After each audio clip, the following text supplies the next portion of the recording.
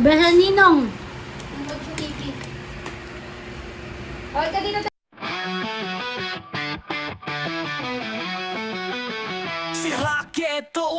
Hey, what's up sa inyo guys? This is Raketo Panchi. New vlogs at new day na naman mga kaibigan. So ngayon meron ako i-share sa inyo. Dahil kumuha ako ng bagong motor. Dahil luma na kasi yung motor ko. So kailangan kong kumuha ng motor. Pero hindi ang pangarap kong motor na Honda Navi. Mahal kasi yung monthly ng Navi, hindi ko kaya. So nakita ko tong Skygo Pony. Maliit na motor lang siya at abot kaya ang down payment pati ang monthly. At kinuha na natin siya sa kasa. At syempre, hulugan ito, no? Di natin kaya ang cash. So planong Honda Navi, naging Naboy na lang. So ngayon, nilalagyan ko siya ngayon ng bracket para malagyan ng box. So hinihin ko yung bracket na yan sa tito ko at binigyan niya ako. Pero pinamodify ko na lang din kasi wala kasing plug and play. Kailangan kong puntahan si Nelia para hingin yung tools at yung mga pintura na hinihingi ko sa kanya. Si Nelia? Wala dito. Ha? Wala dito pa, Ben. Nakita. So, wala pa si Nelia. Kailangan ko kasi ng tools sa kanya kasi ako may hiram na magandang tools. So, ayun guys, pinasadya ko tong nakuha kong pinasadya ko talaga kasi wala talagang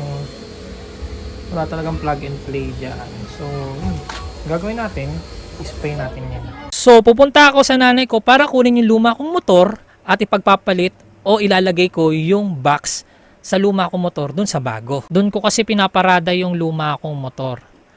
As you can see here, ayan, ito yung motor ko. So guys, ito yung motor ko. Kukunin ko lang yung box. Wala nang pambiling box eh. Kaya kukunin ko lang yung box niya. So bala ko sana i-sidecar na lang din yung motor. Lalagyan ng sidecar yung motor. Sana. At ito na nga, operation lipat box sa bagong motor. At dito ko ginawa sa bahay ng tita ko para hindi mainit. Kasi dun sa nanay ko mainit doon sa kanila, walang bubong. Yun, so guys, nakuha na natin yung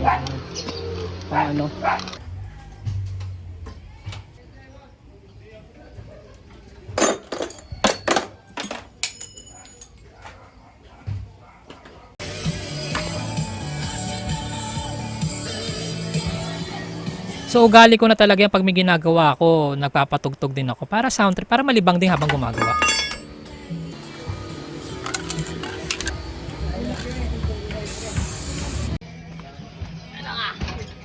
So yun na nga, napinturahan ko na ng 2 beses yung bracket at ililipat ko na ngayon ang box. So 2 beses ko pininturahan yung bracket, isang gray at isang black. Yun, so napinturahan ko na yung bracket. A few moments later.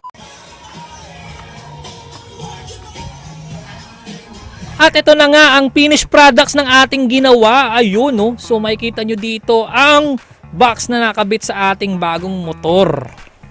Makikita nyo, ayan, no? Pintura siya para hindi kalawangin. Luma na yung box pero wala kasi akong pambiling box eh. So at better na gamitin na lang yung luma ko. So para maging practical din, no? So di ko man na-achieve yung pangarap na Honda Navi pero it's okay. Magagamit ko naman ito sa pagbiyahe ko papunta sa aming church sa Valenzuela. So as of now, hinihintay ko pa ang rehistro nito, pero pag dumating na at ipapadedicate ko to sa aming pastor. Maraming salamat. Hanggang dito na lang.